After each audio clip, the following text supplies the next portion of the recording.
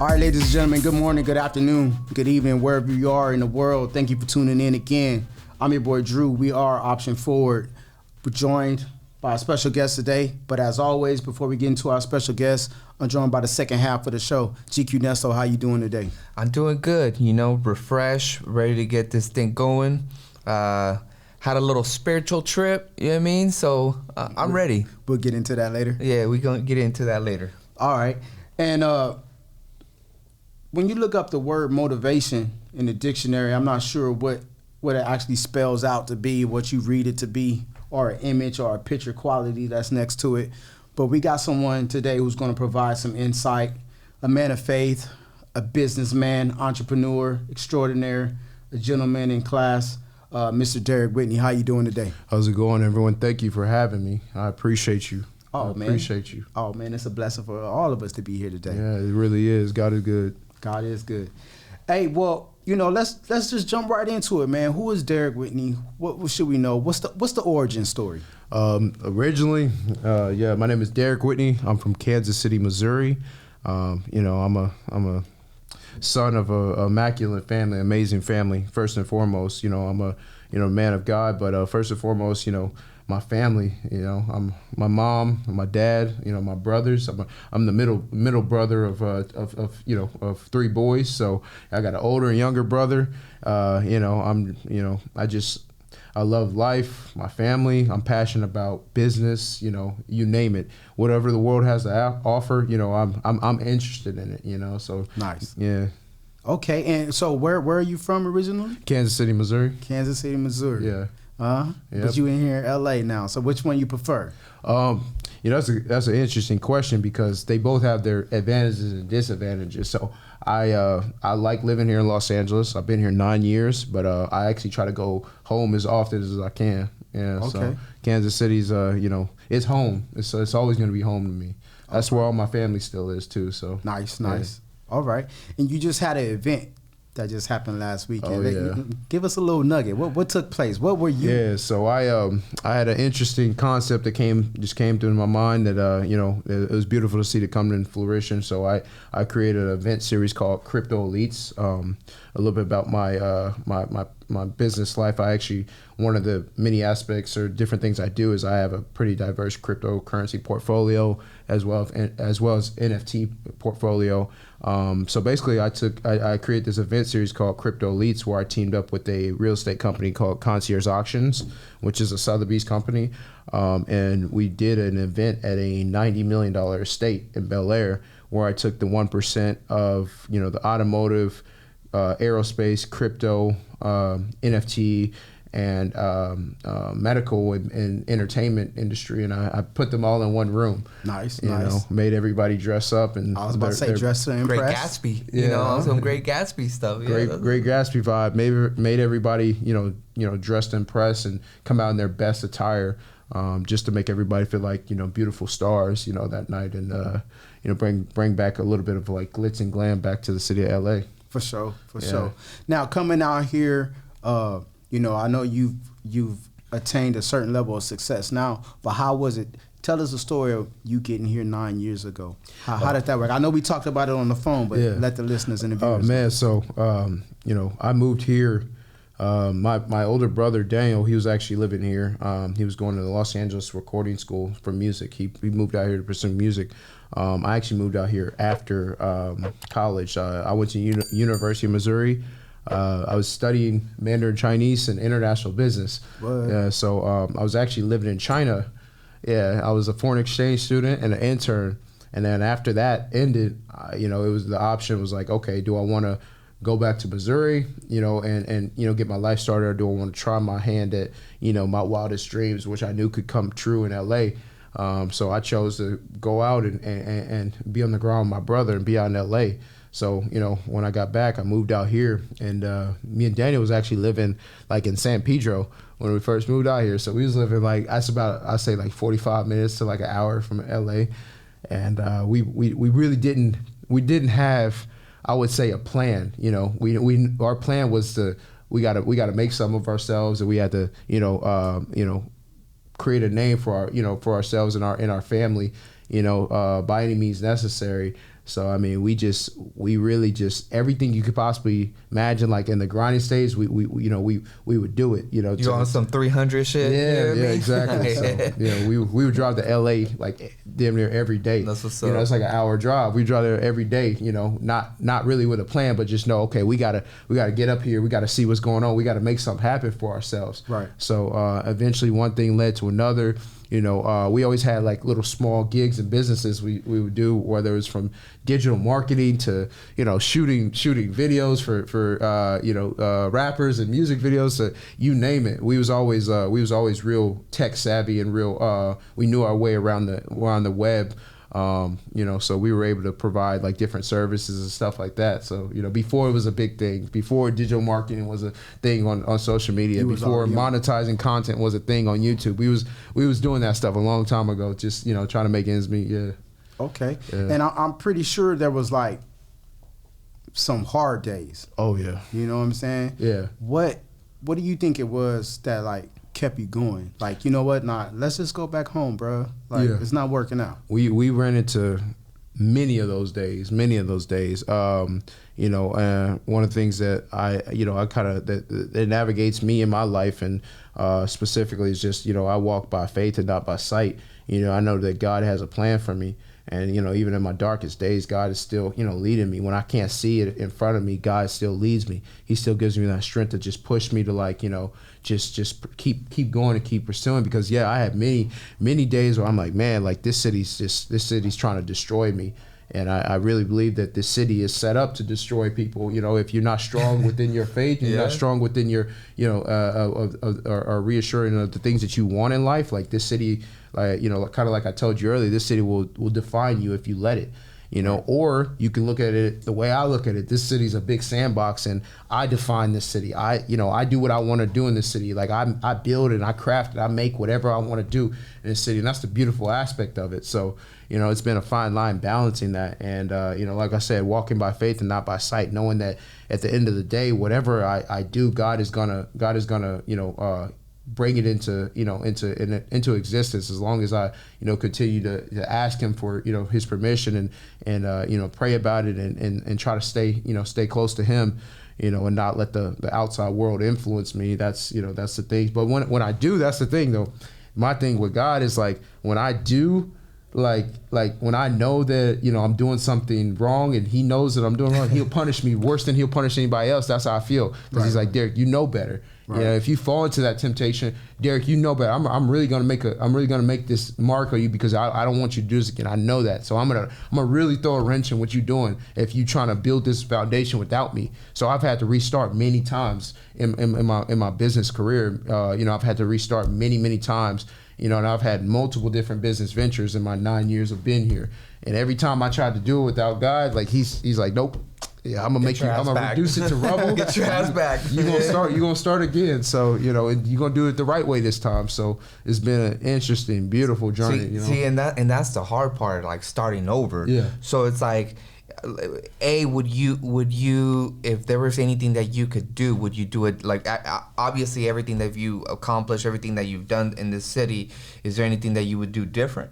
I wouldn't say there was anything I would do different, because I believe in like God's timing, and I think that God gives me the things that I should have when I'm ready for them. Right. And I'm still in my 20s. I still, at this point, I still know that there's a lot of things that I need to learn, and God's going to give me the things that maybe I want now. He's going to give it to me at a later time in my life, because I may not be ready for it yet. So I just, like I said, I believe in God's divine timing, and if I would do anything different, maybe I wouldn't have some of the things I have now, or I wouldn't be blessed in the way I have. I'm blessed now, so I trust in His process, and So like, let's talk about like starting over. What mechanisms do you think that you use to start over, because I think that's the hardest part. It's like every success has obviously a nice and, you know, rainbows and lollipop story, right?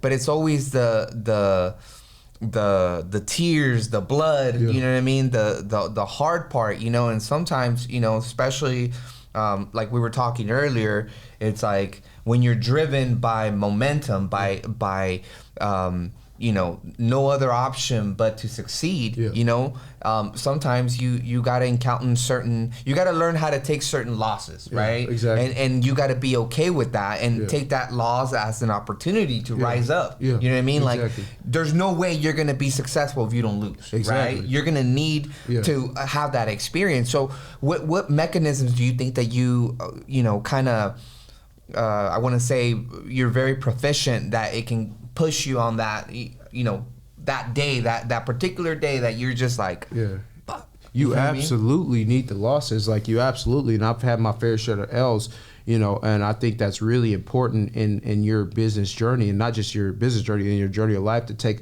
losses, because, you know, you go through experiences and you go through things that kind of scar you, and in a sense of where it's good and bad, because, you know, on the wholehearted side of it, I'm like, okay, this happened to me, this hurt me. I don't want anyone else to feel this way. You know, so I'm gonna try to maneuver in a way when I have influence, when I have power, where I'll never make another person feel like that, because I know what that feels like. You know, I know what that hurt feels like. So for me, as a man who, you know, who walks by faith, and, you know, and I know that one day I'm gonna have a large platform and a big influence, you know, not just speaking the social media aspect, and big influence, you know, whether it's, you know, my family, you know, whether it's, you know, the just in the world. Like, I know that, you know, you have to sort of kind of walk with this, you know, this right path. You can't influence people in a negative way. And you know, I see a lot of people call themselves like influencers and stuff like that nowadays, but are you really influencing people in a positive way? And my thing is like, you know, influencing people in a positive way is like, okay, I went through this experience. I don't want to make anyone else in my life, you know, go through the same thing I went through. So that's what kind of pushes me, you know, when I specifically have to start over, is just like, look, it's good and it's bad because I went through it. Now I know what not to do the next time around. And I know that, you know, there's this aspect of my life to where I really, honestly, to be 100%, I feel that you could take anything from me. You could take any materialistic thing from me. You could take it from me, and I'm always going to be okay. I'm always going to be able to restart, as long as I got my mind and my body and my spirit. Like, I'm always going to be able to restart. You could throw me anywhere in the world. Like, you could throw me in the jungle, and I'm gonna figure it out. I'm gonna figure out how to, you know, like get out. I'm gonna figure out how to, you know what I mean, find my way. That's how I feel as a man. Like, especially at this point in my life, I don't feel like there's anything that could stop me.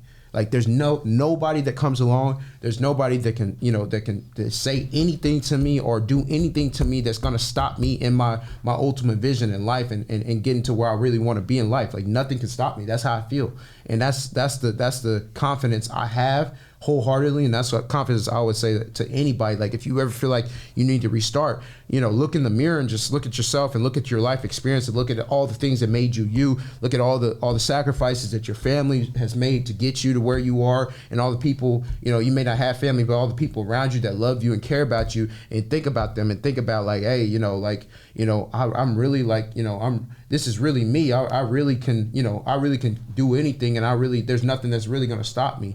So, you know, I think that just comes with the energy that you surround yourself by. And, you know, sometimes maybe that energy is maybe not even there, but, you know, I've got it in my heart. You know, even my darkest days, I got in my heart. I just find myself, I look in the mirror and I'm like, look, I'm really, like, I'm Derek Whitney. Let me suck this up. You know what I mean? Like, let me suck this up and let me keep it pushing, you know, because nothing's gonna stop me. So. See, and the funny thing about that is it's usually we're our own worst enemy. Yeah, you know what I mean? Exactly. Like, nothing can really stop us. It's just, we just need to get out of our heads at times. You know what I mean? And that's pretty. Everything that you're saying, it's 100% like right on the nail. I mean, I think we live in this world that is like sink or swim. You know what I mean? It really is. Either you're a sheep or you're a wolf. You know what I mean? You don't learn that. You don't learn that until, like, there's a crossover line between you know, your youth and maturing, that everybody, I feel like, in their life is going to go through that, where they feel that way. where they feel that way. It's going to be a crossover, and it may not be to your 30 or 40, but at some point everybody's gonna feel that, and that, I feel like that's a part of maturing, and that's a part of being an adult and growing up, is just like, understanding that this world may not be all sunshines and rainbows, like, like the saying goes, it's sink or swim. It's really like a lot of very kind of like dark aspects to life, and you really as an individual are responsible for your own well-being and your own mental health, your own physical health, and you really gotta sometimes pull yourself out of the dark place, And so, I think that's the part where I think having God in your life and in your plan, you know what exactly. I mean? I think he's the main one. I think you can't live in this world and not fear God. You know what I mean? Exactly. You gotta understand that all that is just gonna you keep God in your corner, and things are gonna happen, and even when you're down, you're still going up. You know what I mean? So I think that's the consequences of actually keeping God in your life. You know what I mean? Exactly. 100%. Now you talked about like the spiritual aspect and the emotional aspect, but as we were speaking earlier, it's kind of hard for men, especially men of color, to express themselves, right? And I believe that success is achieved in a team effort. You may be the face of the company, right? You may be the talent of the company, all right? But key word, company. That means there's an organization behind you. So who do you rely on? You know what I'm saying? Who are you talking to? Like who helps you pull up by your bootstraps? Like, yo, Derek, like D, like, hey, get right, bro. That's a good question, man, and that's like it's beautiful timing, because like I'm in that part of my life where those things are becoming something that I'm starting to realize. Like for the longest, I mean, I grew up in a household full of boys. Like my dad is like, he's one of those, man, he's a manly man, to say the least. Like, it's like you get hurt, it's like, oh, rub some dirt on it, Right. Don't come back without a wolf. Exactly. And my older brother's like that too as well. Like my older brother, he's real like tough as nails type of guy. Like my dad, between him and my dad, they never let me back out of anything. They always held me accountable for everything. Like there was never a time where I felt like I could be scared or I could not do something, because I knew that in my back of my hand, like, if I don't do this, my dad go get after me, and then my brother gonna get after me. So I got to do it, So all my biggest fears, I had to face them. One of the things I grew up doing is I grew up boxing. Like, I boxed competitively for a very long time. One of the things I hated in boxing is I'm a really fast, boxer, because I hated getting hit, and that was the thing. I hated getting hit, so I was really fast. But, my dad and my brother held me accountable. Like, for example, like they never let me back out. So even when I was young, I would like in the gym, I would box older kids and stuff like that. And I was scared as hell. Right. Man, this dude about to really mess me up. But my dad and my brother, no matter how many times I cried or what, they didn't let me back out of it, the challenge. So in moving forward in life, that was really like a lesson that taught me. It's like, okay, now I'm real comfortable. I face my fears with like, I look the punches in the face. I face my fears, and for me, it's just like, it's like that's been a beautiful lesson. A beautiful lesson, because now I move with that that certainty. It's like, okay, whatever happens, I'm gonna be all right. I'm gonna be good. Like it's just, it can't really.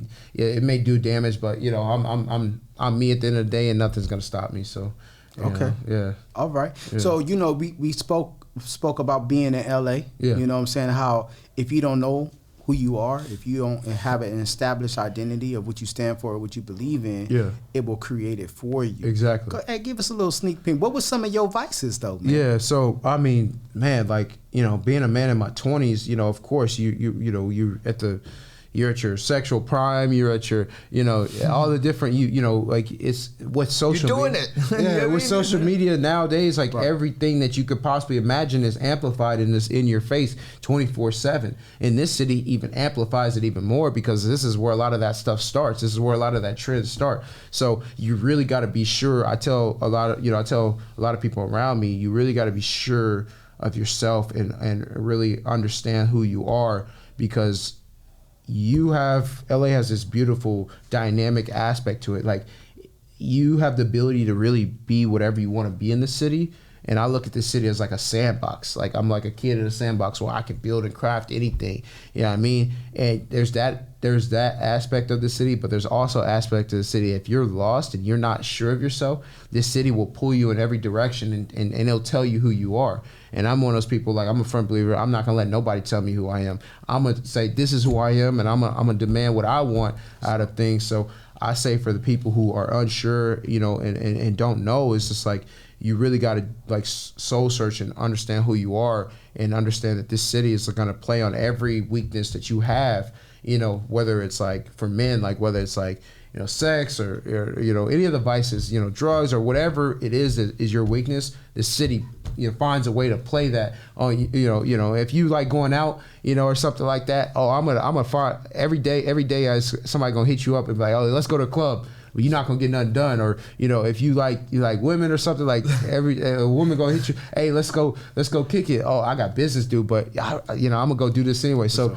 anything that's your weakness, I feel like this city is gonna really play on it, and everybody is different, and you know, and Taylor's is different, you know, things to like different people. So, you know, I've been challenged in every way that I've been weak, and that's why I say I walk by faith but not by sight, because even though I was challenged, you know, at some point, you know, I kept believing, I kept, you know, reassuring myself and saying, okay, that's not me. Like, this is who I am. You're not gonna tell me who I am. I'm gonna tell you who I am, and I'm gonna keep pushing forward. So, you know, that's been my experience here. So okay, LA can get you, like, you know what I mean, like doing peyote at 3 o'clock. You know what I mean? You're like, why am I doing this right now? You know what I mean? Like, you gotta be careful with LA because it's that feeling. Yeah, you know what I'm saying? Like, you get here, it's the city of dreams. You know what I'm saying? It's just like, yo, I need to be at this level. Yeah, you know what I'm saying? And I'm not productive if I'm not at this level. Yeah. So what can I take? What can I do? Who can I be? They ain't around? on the regular You know drugs. what I'm That's the saying? thing. They on some other shit. You know what I mean? So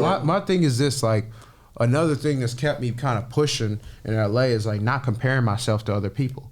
That's, I think, is very important. Is not comparing. Stay in your lane. I stay in my lane, and like I understand it. I believe in God's perfect timing, and like nobody can tell me you need to be this at this point in your life. Nobody can say that to me. Like, I don't believe in, like, you know, oh, you got to be married by this age, you got to have kids by this age, because that whole aspect was something that I experienced growing up in the middle of America. And no disrespect to middle of America, because I think it's beautiful, but, you know, it was almost like a bubble growing up there. It was like, okay, this is the routine, like straight out of high school. Maybe you're not even out of high school yet. You have kids, you get married, you settle down. Yeah, I mean, like you live your life in that aspect. And I was just so on the opposite end of the spectrum, where I love and I respect that, and I think it's beautiful to do those things. But for me in my life and what I believe that my calling was, that wasn't for me. So I was not going to let anybody tell me that's what I should do, or let society, you know, put those guidelines on me, like, oh, Derek, you gotta have this figured out by the time you're 21, or you gotta have this figured out, you gotta have a mortgage on the house, you gotta have a, you know, I never let society tell me, like, you know, through these guidelines we've set, like, you got to live your life in this way. So I think that's really important, specifically in this city too, because like I don't compare myself to nobody. I don't care how old they are, how young they are. Like, this is my one life, and I live it the way that I feel necessary. I'm not trying to look at the next man and say, oh, he got that, so I need to get it. Yes, I look at sometimes, and I'll look at, like, you know, the people who inspire me, right, and I'll say, like, oh yeah, like I want what he has, you know, but I'm not comparing it in a sense to where the next man next to me is just like, okay, you know, like I gotta have what he has, you know. I'm not saying it like that. So, you know, I think that's pretty important aspect of, like, you know, of the grind here. Just don't compare yourself to nobody, and really like I said, like live your truth, and do the things that you want to do, and attain the things you want to attain, and in small doses, because God has really, from a young age, as an entrepreneur, God has showed me, I feel like, lessons that he may not have showed other people. And one of the things that he showed me was like, okay, Derek, I don't want you focusing just on money. I don't want you focusing just on material goods. And you know what I'm going to do to get you to not focus on that? I'm going to give you this stuff at a young age. Like, I remember being 22 years old and driving a Ferrari, right? like, you know, after me and my brother figured out our businesses and stuff like that, we were able to put ourselves in a position to have some nice things, you know, and coming from the Midwest and not ever seeing these type of things and having them, you know, finally having them. I remember being in a Ferrari, right? It was a Ferrari 458. And I'll never forget this. I remember driving it, right? And pulling up to a stoplight. And I'm sitting there. I feel like I'm the man. I got Drake playing. I feel like I'm like, yo, like you. I got my head held up high. And as you know, like every year there's a new car that come out, right? So I remember pulling up a Ferrari 458, and then like there was like a dude at a stoplight who got a Ferrari 488, and it just came out brand new. So in my head, I'm thinking, damn, I'm chasing something that I can never win at this game. It's always going to keep going. Like I can work my tail off to get something like this and put so much value and place so much value in it. And there's always going to be somebody that has a more expensive car, the new car next year. So why am I chasing this stuff? Why am I chasing money? Because there's always going to be somebody that has more money than me. There's always going to be somebody who's has a bigger house than me, or a faster car than me, or a newer car than me. You know, I can have those things, and God wants us to have those things in moderation. He wants us to enjoy the fruits of our labor, but don't place so much of your heart and your mind on the material aspects of life, because that's not all what the equation's about. You know, like I said, God wants you to have those things. He wants us to be wealthy. You know, there's nothing wrong with being wealthy. And as an entrepreneur, I say there's nothing wrong with being wealthy and having money, but don't place your heart on that stuff. Understand that, okay, I can get this stuff to enjoy it because I like it. I'm an automotive enthusiast. I love cars. So I don't see nothing wrong with having a bunch of cars or having nice cars, but that's not where my heart is. You could take any car away from me, and it's like, oh, okay, you know, I'll get another one. Like I'll you know, it may not be now, but I'll figure out how to get another one down the line. Not like, you know, you take it from me and I'm not gonna go commit suicide. You know what I mean? Like so yeah, some of these people are so like attached to the material stuff. Is you take it from them, that's all they got. But that's not me. Like that's not how I choose to live my life. Like, you know, I feel like there's nothing you can take from me that I can't get back, you know? So see that's the thing right there. Like, you know, there's a lot of people that say like money doesn't buy happiness, and I say bullshit. Like money does buy certain tools that you can that you know, they're gonna cheer you up in a depression in a depression moment. You know what I mean? But I just think that money makes you sleep softer at night. Yeah, it does. It's comfortable. And I think the part here is the bigger picture and the big scheme of things. Because it's funny that you say that. Because I mean, I'm a true believer that it's not necessarily about the money. It's about elevating your taste. You know what I mean? Because if you're just stuck on some like, you know, on some basic shit, you know what I mean? What are you really doing? Because at this point, it's like, we're not going to live forever. Exactly. So what are you going to, like, I know a lot of people may not believe this, but you got to leave your mark. Exactly. And you got to live your life to the fullest. And you got to elevate yourself at every possible situation. Like you said, it's a war that you're not going to win. But the thing is that you're not in war with anybody. You're in a fight with yourself. With yourself. You know what I mean? Exactly. To make yourself better, to make yourself like, you know, not be a cocky, arrogant bastard, but be more of consciousness of what's really healthy, what's good, what's feeding your soul. You know what I mean? What's making you like feel better when you're feeling like shit. Yeah, and what's feeding my soul right now, to be 100% honest, at this point of my life, what's feeding my soul, and if you look at my business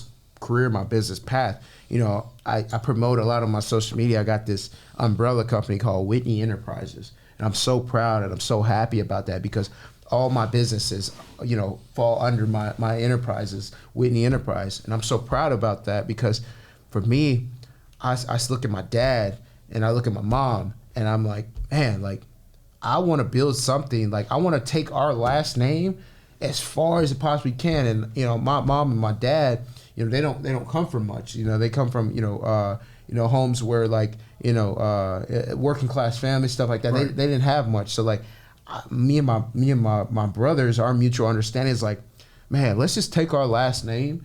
Let's leave a mark here on earth. Let's just take it as far as the sky will let us take it, you know. And that's what motivates me and it's an honor, bro. It's like I want to honor my family and I want to leave a stamp, because before my mother and for my father, I feel like there was a cutoff there. Like I don't feel like anyone really pursued pushing our family name, and I find myself at this point in my life being one of the liaisons that kind of like pushes that. You know, I ask a lot of questions. Like now that, like, you know, for example, my grandfather passed away, you know, a couple years ago. You know, my grandma passed away a couple years ago. Like, you know, I asked so many questions, and like I want to know, and I want to know about, you know, things that they did in their life, and I want to honor that. You know, like I care so much about my family. I care so much about my mother and my father. I understand that our time is limited. I care about all my aunts and my uncles and my nieces or my nephews and stuff like that.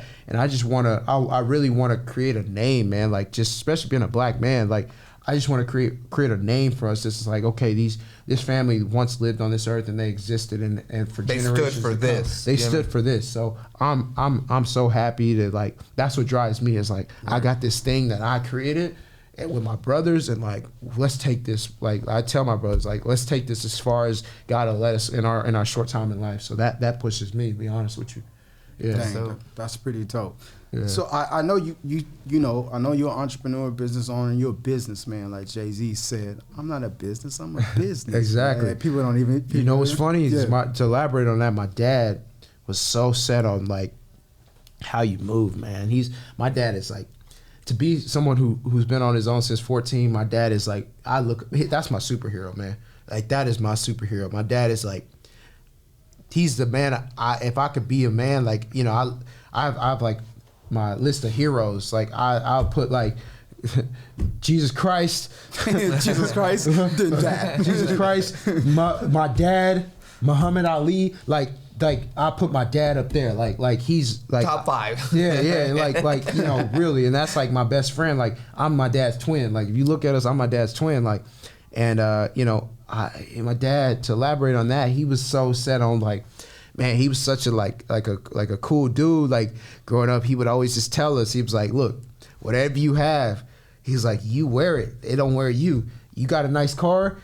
You driving that car. That car's not driving you. Right. He would always teach us that. You got nice clothes on. You got money. You the man that makes the money. The money don't make you. Right. So you got to be cool in that aspect. And like, you know, that's something that he really taught us, because, you know, it's funny, like, you know, somebody can be like, and I don't mean to say it in a disrespectful way, but somebody can be like, you know, kind of like a dude that don't fit into what he has. Like, for example, like you see somebody driving a really expensive car or something, like they driving with the steering wheel up to their chest. You know, it's like, damn, like that car's driving that dude. Like it's cool, the car's cool, but the dude in it don't match. Just like my dad taught me, is like, look, you drive the car is not going to drive you, you know. So you gotta be confident within yourself and understand, like, this, I make this don't make me. I make this, and if you take it away from me, I'm gonna still make it. I'm still gonna be cool in whatever aspect in my life that I'm doing. I'm gonna be the leader in it. You know, nothing's gonna lead me. So that's how I live my life, and I really respect my dad for implanting that lesson into me, because it's a beautiful thing. You can't man. buy class. Yeah. You just can't buy class. Yeah. Like you could wear the most expensive thing, but if you don't know how to rock it, it's like it's stupid. You know what I mean? Like it don't fit. It just doesn't fit. Like something in this picture don't look right. I swear, like to me, you know how I am, but like to me, I'm very like I'm very cheap. You know what I mean? To me, I'm very specific in what I spend, right? But wherever I spend, everything that I rock is like you say, like I rock it with, like I'm creating that, like I'm promoting that. Basically, I'm promoting that. Like I'm the show. You know what I mean? And I think that's really how you got to look at life. Like you can't let life control you, or like Kanye says, like life's a bitch, but it depends how you dress it. Exactly. And that's facts, in a nutshell. Yeah. You know what I mean? That's where we're living, and it's only getting worse because like our older generations. Like, you know, it's funny, I was talking about this like not so long ago, but like our older generations, right? They didn't like they you know, they're pretty smart. I'm not gonna lie, they're very savvy. I want to say street savvy. Yeah. But like they didn't deal with the stuff that we deal today. Yeah. Like back in the day, you know, they didn't have no like IG. They don't have all these things. So like it's easy for them to be like, oh, that kid is bad, but you know, deep inside they did some shady shit, but they didn't have no IG. Yeah. You know what I mean? So it's like nowadays we're exposed to all this, you know, evil shit. You know what I mean? We're hyper exposed to everything. Everything's a lie too. Yeah. That's the worst. Like smoke and mirrors. Yeah, it's all smoke and mirrors, and we're overexposed to this stuff. Like, first thing you got to look at, like a lot of like people's routine. First thing they do in the morning is get up and they look at their phone. Yeah.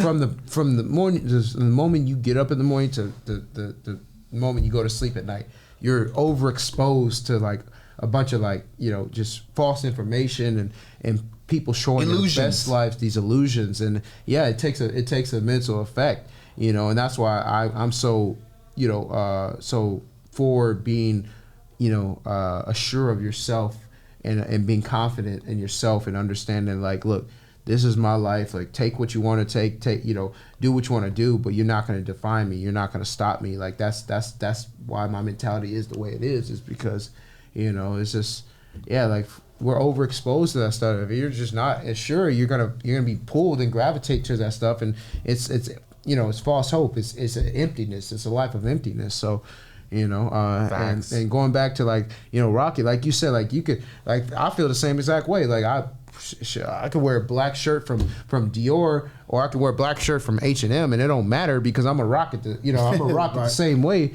you know, and it's I'm gonna make it look good. It don't matter who, you know, what company or what. I'm gonna make it look good. I'm gonna rock this with confidence. So, you know, I make what I'm wearing. I make what I have. Like, it don't make me, you know. Yeah, so, yeah. It's crazy. It's all about taking control of the situation. Exactly. You know what I'm saying? And not letting the situation taking control of you. Exactly. All right. But let's take it back to the basics, though. I want to take it back to the basics. So most of us, like-minded individuals, want to be successful. Yeah. And we have dreams. Yeah. Right? We put together a plan and we develop a plan. But we all know that most dreams ain't kind of like love, being in love. Yeah. Right? Love don't pay bills. Yeah. So what did you do? What was your route that you took to like financially get yourself right financially so you can start these businesses? Did you come out here with a nest egg, or was you going about loans? How was the hustle? No, actually, so me and my brother started our drive business. You know, based off of we found a niche. Man, we did our research. We found a niche. We was able to capitalize on a market that was it was an old industry. Basically, when we first got into the industry, they had an old school way of thinking, and I think that for us, like, it was divine timing because we entered into a industry that was like I said, they had an old school way of thinking. There was a new school wave coming in of social media and technology, and we was able to do our research and understand that, okay, we can approach this from a new way of thinking. So we actually, for example, specifically just with our drive business, and I say. Our business is called Drive, DRIV, the number 3, LA. And I say that because there's actually another business who copied our business. You know, me and Daniel's business, they went after us.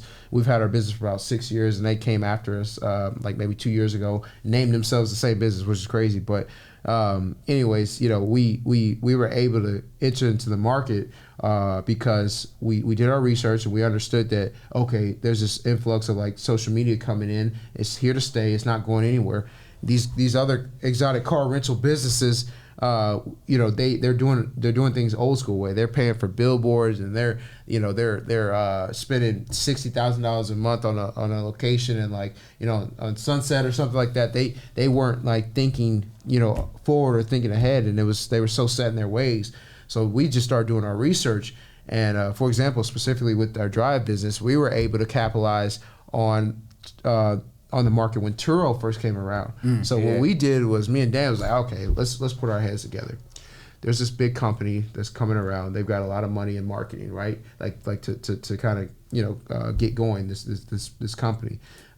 We knew it was going to kind of revolutionize the industry. So what did we do? We went out and we got just some really basic cars, like your everyday drivers, like Mustang GT, Camaro SS, Challenger, just your everyday driver cars, like cars that we knew that people come to LA to drive, like your average person. You know, you come from anywhere around the world, and, you know, LA is warm all the time, so you got pretty much 365 days, you know, to play with. So from people from all around the world come here every day. Like, it's a huge, tourist destination. So we're like, all right, let's go get some basic cars that everybody wants to drive. And there's this new platform coming out. And I know that they got a lot of marketing money to and pre-launch to kind of get their platform going. So we contacted them and ended up, doing some great things with them. And they actually ended up placing our cars, these brand new everyday drivers, on the front page of their new app that came out. So then, it's like these cars are going out every single day, like, because they're a new platform with a lot of marketing money. They're marketing internationally to the world. Everybody that's coming to LA is running through this platform. We got our brand new cars on there. It makes them look good. We look good, and we're gonna multiply. So we start multiplying cars. Man, went from the mid-entry cars, the mid-entry sports cars to the exotics, and then we actually broke away and became a boutique company. Okay. Yeah, so. All right. Nice. And would you say, out of all the businesses, because I know, a matter of fact, let me reframe this question. I know you do some real estate stuff. Yeah. in the Midwest. Yeah. I don't know if you doing anything out here. Yeah. So I've got my Drive LA business, which is exotic car rentals. I got Live LA, which is we do mansion rentals. We do like pretty big homes. We daily rentals on pretty big homes. We got Whitney Realty Group, where we do home remodeling in the Midwest. Yeah, and then I got my brain kind of went blank right now. I got so many things going on. I got like I said earlier, my crypto elites business, where we do these events. Which I wish you guys were able to come. It was pretty crazy. I've got my cryptocurrency portfolio, my NFT portfolio. You name it, man. I got my hands in a lot of different things. So can we talk about the Children's Hospital thing? Oh, is that under wraps, or can we talk about that? Yeah, we can talk about it. So I became ambassador for this project, which I am happy to see the NFT space moving to something that is like actually has some type of utility or some type of like social good or social cause behind it. So there's this project that came along. It's called Cool Crypto Kids NFT collection, and basically they're taking the art that children who have illnesses and terminal illnesses and in the hospitals, and they're turning into NFTs in order to raise money for their causes. So it's pretty dope. Yeah, it's a beautiful project, and I'm happy and honored to be an ambassador for them. So Nice. So what do you do? We talked about the distractions. Yeah. We know you're a man of faith. Yeah. Right? But we all still go through the day-to-day. Yeah. So you waking up in the morning, Mm-hmm. what's the first thing you doing? I turn on music. I get hype. All right, what we listening to? I live by myself. I'm one of those people. I'm a student of the world, so I love all music, to be honest with you. Okay. Hip hop is always gonna be like my that's what I grew up on, but I love all music, man. Like it just depends on the day. Like What you listen today? this morning, man, what was the first song I listened to? It was right above it, Lil Wayne. Oh, okay. Yeah, Lil Wayne, Drake. I just woke up. Like I said, I live alone, so I just get up and I get in that routine, that mentality. It's like I get hyped. I'm thinking like, all right, like I'm gonna take on the world. Like today's another day. I'm about to take on the world. I'm gonna conquer. And I like to turn on music that like gets me in that zone, gets me hyped. So. It could be rock, it could be country, it could be R&B, it could be I like classics. Because I'm also Italian, I like Italian classics. So some Sinatra. I play Frank Sinatra, Dean Martin. You name it. So it just depends on how I feel that morning. And on my Spotify playlist, I'll just go to the songs I like.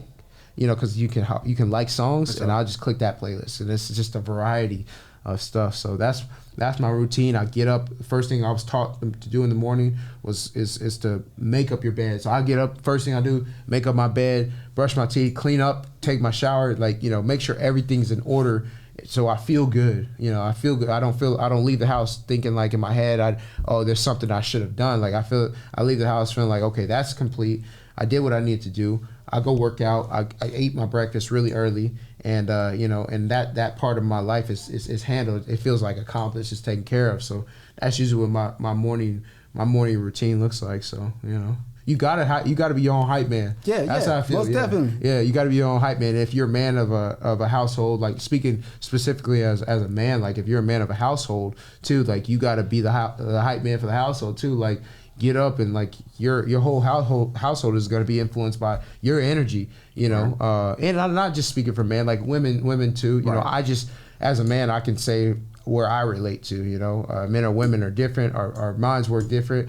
I understand things as a man that maybe I may not understand as a woman, and I accept that. So, you know, as a man, the thing I would say is like, yeah, you kind of have a lot of influence over your household. So get up and you know what's funny that you say that, and like, man, I mean, I ain't gonna throw shade, but I gotta throw shade. Yeah. But I'm like, you know, being a man of your household and stuff like that, like obviously requires responsibilities, but there's some dudes out there that don't even do their laundry. You know what I mean? Man, so I'm just throwing it out there, like, bro, like that's the type of thing that you gotta take pride in that. You know what I mean? Because I think that as men, you know what I mean? Like we live in a world where, you know, obviously there's equality amongst men and women, right? So you can't depend on anybody to do your, you know, the things that you need to do as a person. Like you came to this world by yourself, so you should be like, you know, picking up your own stuff, you know, doing those things. And I think that that's the world that we need to obviously transition, because we're known as like, oh my God, they can't do anything without us. Like, nah, hell no. You know what I mean? Like, we can stand on our 2 feet. We some of us, like, I mean, I don't include myself to that, but like some may choose not to. But like to me, it's like one example. Cleaning. I like to have my house like spotless. I'm the same way. You know what I mean? Like if it's dirty, that like I start walking like a crackhead, like back and forth, like what the hell's going on? But it's like it throws off that balance. Like I think like even like having everything clean, you feel like your life is together. Exactly. But then my parents always taught me is like, and my dad would recite this. He was like, if you don't take care of your stuff, nobody else is going to take care of it. You got to take care of your stuff, you know, before anything. Like nobody's going to do it for you. So, you know, everything you have, whether you have nice things or whether you don't have nice things, take care of it. I don't care if you drive. Have pride in your ownership. I don't care if you drive a beater. Take care of it. Have pride in your ownership of the things that you have, because no one else is going to do it. And that goes back to what we were saying earlier, is like, you know, you rock whatever you got. I don't care what you got. Like, you may not have the best car. You may drive a Honda Civic. You better believe if you throw me in a Civic, I'm still gonna rock it. I'm still gonna have the cleanest Civic you ever seen. Like my it's gonna be spotless. You know, I'm gonna do my best to rock whatever I have. You know, and that's not saying that you have to have the nicest things, but take pride in whatever you have and rock it, man, and take care of it. And make sure you do the things that you know, the upkeep on it. Make sure you know, you may not have the biggest house, you may not have the nicest place, but you can make it nice within itself with what you have, you know.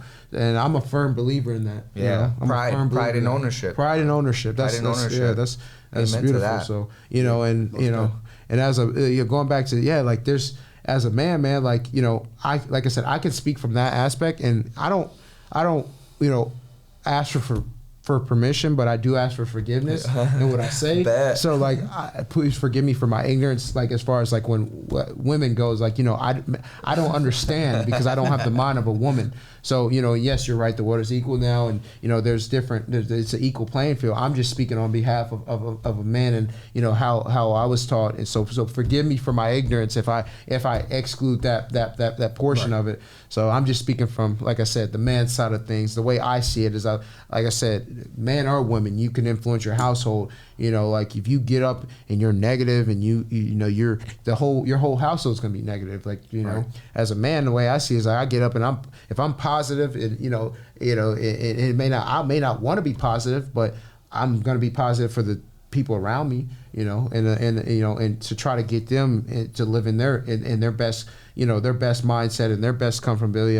If I'm a man and I've got a wife and kids, you know, even if I had a bad day the previous day, I don't want to get up and be negative and you know, and that rub off on my kids or my wife and their whole day's negative, you know, because I got up and I felt that way. Even if I'm masking, I get up and I'm happy, I may change all of our lives, because my kid may go to school or something like that and get an A+ that day because I was so happy and positive, and they just felt motivated that day, and that can change our whole life. So your attitude can really affect, a lot of different aspects of things that you may not realize. And I understand from the man's side our power and our influence over the world around us. So, And the thing is, nothing is permanent. You know what I mean? So it's like, I think when you're negative, it's just it's a thought. It's something that's gonna pass, right? But you just gotta be able to go through that moment and be able to comprehend that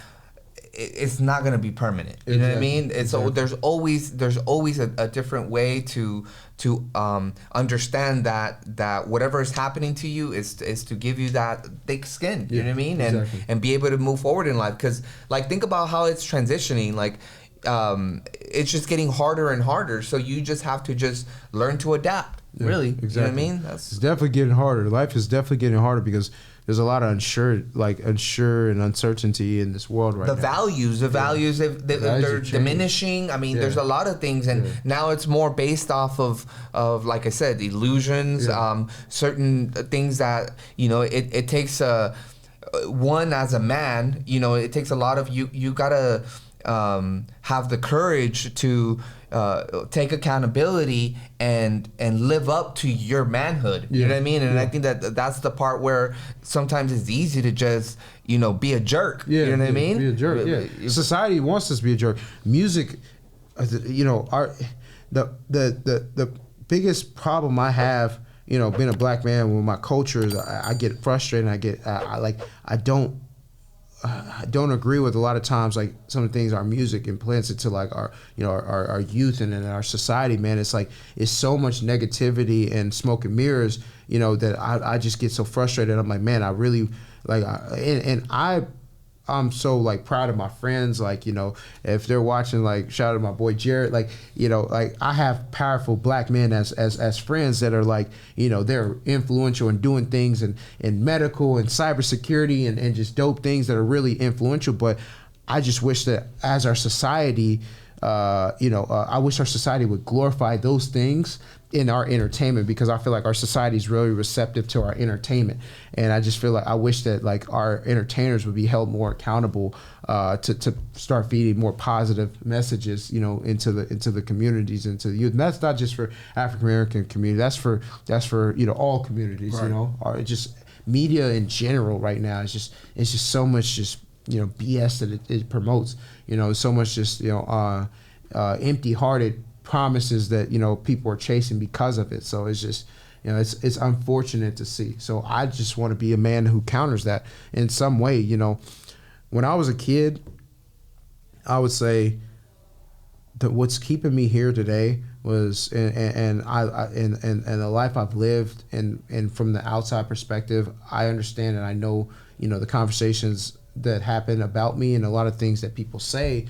It's like, Derek, you've been very blessed in your life. You've done a lot of different things. And I say, that's because I prayed for this. Like when I was younger, when I was a kid, I just remember my mom being literally anything that you ask God for, He's gonna give it to you. So my mom would always tell me you better get on your knees and ask God for it. And I prayed for this. I literally got on my knees and I was like, God, I was like, please, give me just a life full of excitement.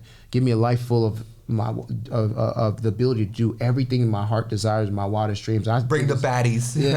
Bring the baddies. Bro, I don't think you ask God for that. I'm just saying, that just comes with it. No, I'm saying, there's nothing wrong with beautiful women and admiring and beauty is in the eye of the beholder. So I this let them reign. Let them reign. But I just ask God. I ask God, to bring me everything that my heart, wholeheartedly desired, the good things in life. And He is doing that for me. He's doing that. And it may not be in the time that I want Him to do it, but He's doing it for me. And I look back sometimes, I'm like, man, damn, thanks God. You really answered my prayer. I remember praying for this and I got it now, it's it's crazy. You serious? Just me? Exactly. Exactly. So, how long? You know what I mean? But no, hey, it's something that I want you to shed some light on. We had talked about what you allow others to see. Yeah. Whether on your postings and stuff like that. Yeah. And now you're at a point in your life where you're ready to vocalize. Yeah. And share. Why the change, and what do you want to share? So just to kind of elaborate on that, I like, everybody's got their, their great things to them. Everybody's got their flaws. One of my flaws is I'm a control freak in my life. I like to have control over a lot of, like, every aspect of my life. I'm very, like, strategical thinker. I'm very tactical in every maneuver. So I'm very controlling when it comes to the things that, I allow people to see, my personal life and my social life. So specifically on my social life, for my 9 years of living in Los Angeles, I've been very, I've only put out what I let people see. I've always wanted to have control over that. Like, you don't see on my social media anything I don't want you to see, and I did that for a reason, because I felt that I had to prepare myself in increments. I had to learn and go through different things in order for me to feel comfortable with opening my heart to the world. Because what people don't understand is, when you put something on social media, it's out there for the world to see.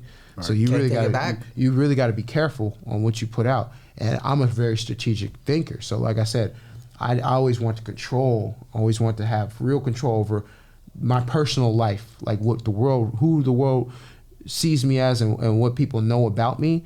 And I knew that at some point in my life, I'm going to be more open and receptive to opening myself up. But I needed to be prepared. I need to be 100% assured of myself, so that when I do open up, people can't use that as a weakness. They can't use that as a vulnerability. So, for 9 years up until now, if you look at my social media, never said a word.